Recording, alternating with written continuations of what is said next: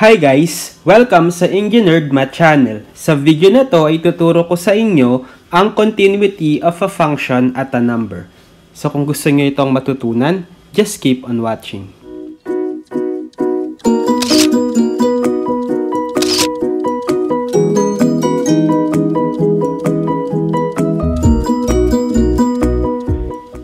Okay, so this time ay ituturo ko naman sa inyo ang continuity of a function at a number.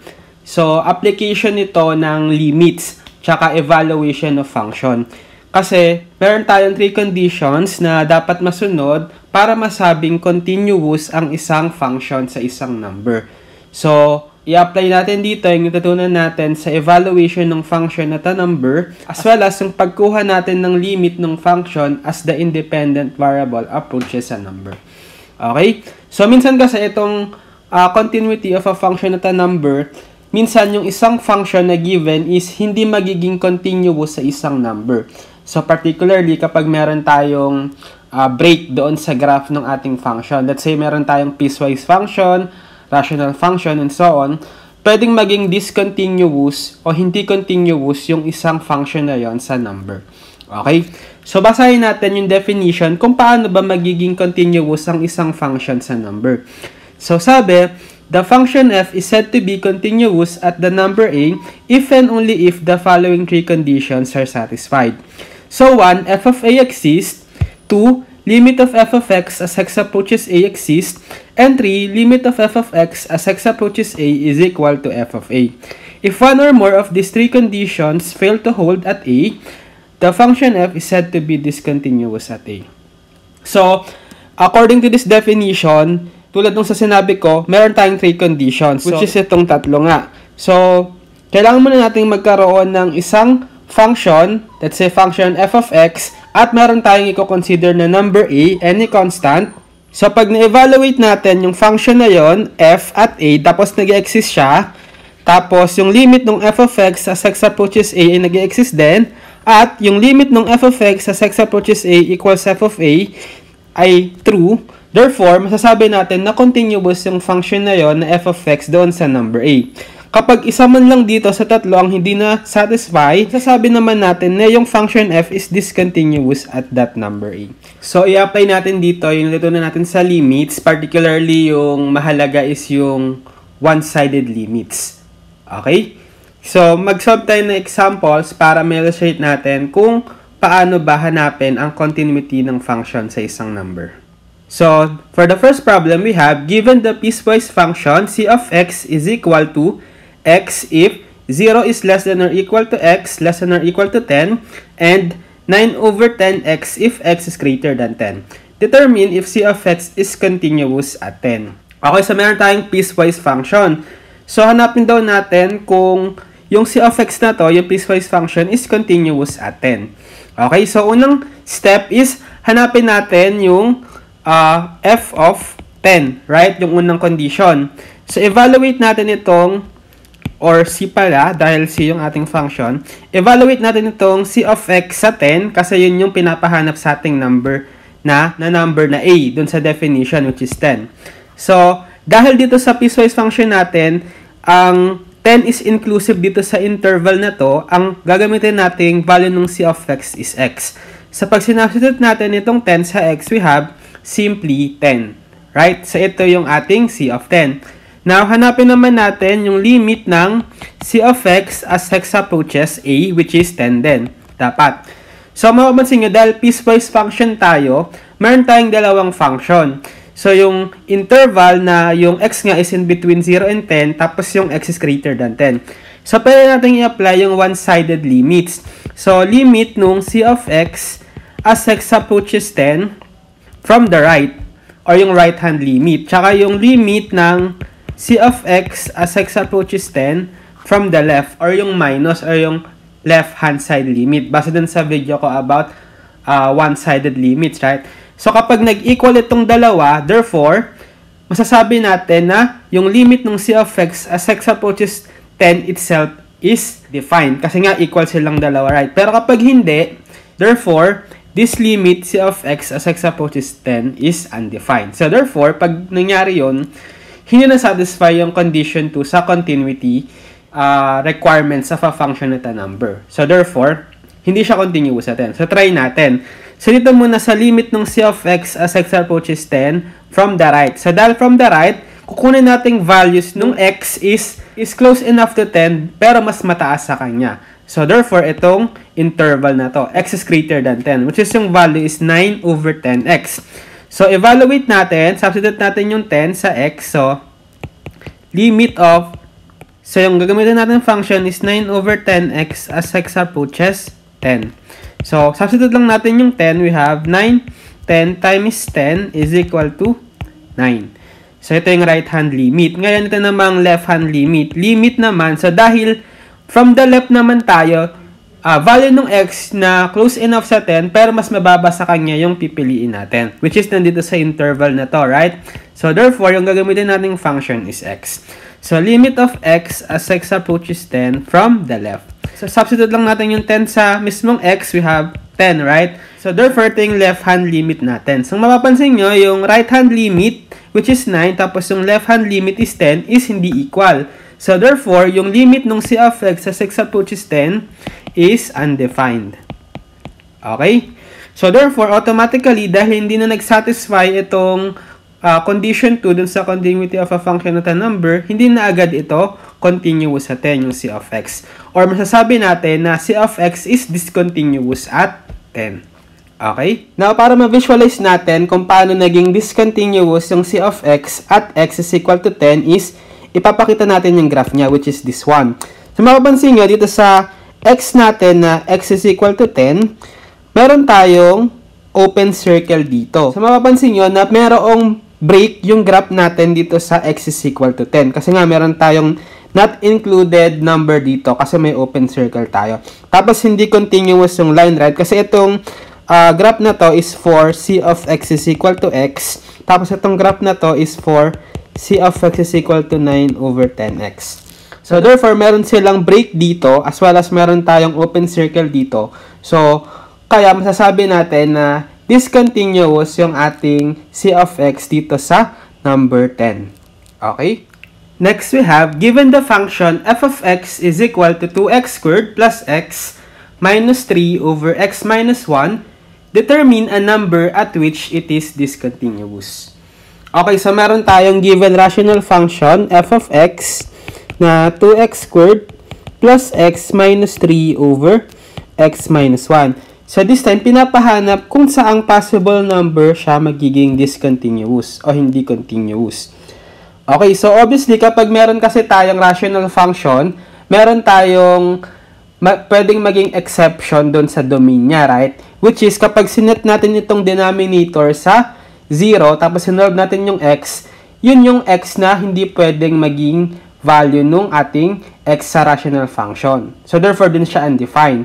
So, base dun sa definition natin sa ating criteria for continuity of a function at a number, dapat ma-evaluate natin yung f of x doon sa number na yon, right? Pero kung hindi nga pwede itong value natin nung x kapag inequate natin yung denominator sa 0 doon sa rational function, therefore hindi natin pwedeng ma-evaluate yung function na yon doon sa number na yon, sa restriction din sa domain. So, therefore, yun yung pwedeng maging possible value na magiging discontinuous itong ating rational function f of x.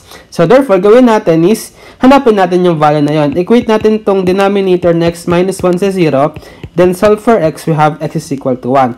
So, x is not included in the domain ng ating f of x. So, x must not be equal to 1. So, therefore, kapag in-evaluate natin yung f of x sa 1, not defined, right? So, therefore, hindi define yung f of x sa 1. So, therefore, it does not qualify dun sa first criteria ng continuity. So, therefore, pwedeng possible number na discontinuous itong f of x is x is equal to 1. Okay? So, I think yun lang naman kasi yun lang naman yung restriction sa domain ng ating rational function. Okay? Now, kasi pag ginraph natin to, so check natin kung mapa-factor natin tong numerator. So, 2x, x, then 3, 1, plus, minus, right? Over x minus 1. So, cancel pala sa x minus 1. So, magiging f of x is 2x plus 3 lang. So, parang yung graph niya is just a line, right? Pero merong restriction na dapat yung 1 is not included. So, pag ginrap natin yan, yung value natin no 1, let's say, substitute natin dito sa 2x plus 3. So, 2 times 1 plus 3 is what? 2 plus 3 is 5. So, therefore, meron tayong not included point sa graph na 1, 5. So, saan yun? 1, 2, 3, 4, 5 dito. Okay, so random graph lang dahil line. So, let's say ganyan. Ganyan yung magiging itsura ng ating f of x. So, therefore, dahil nga meron tayong open circle dito, hindi continuous everywhere yung ating graph ng function. Kasi meron tayong not included point dito or open circle. Which is, ito nga sa x is equal to 1. So, therefore, discontinuous yung f of x sa 1. Okay? Next, we have given p of x is equal to x if 0 is less than or equal x less than or equal 10 and 0.7x plus 3 if x is greater than 10. Determine if p of x is continuous at 10. Okay, so meron naman tayong p of x which is also a piecewise function. So, parang tulad lang din siya nung unang example natin, yung sa number 1, yung c of x. Ang binago lang natin is itong pangalawang value niya na 0.7x plus 3 if x is greater than 10. So, unang interval pa rin na x is in between 0 and 10, inclusive, yung value ng p of x is x pa rin. So, apply pa rin natin yung tatlong criteria doon sa continuity of function at a number. So, evaluate muna natin yung p of x at dun sa given a, itong 10 pa rin. So, a is 10. So, p of 10 is, so dahil inclusive tayo dito sa interval na to sa 10, kasi meron tayong less than or equal symbol, ito yung gagamitin nating function, yung x. So, evaluate natin yung p of x na x at x is equal to 10. So, simply, 10 lang, right?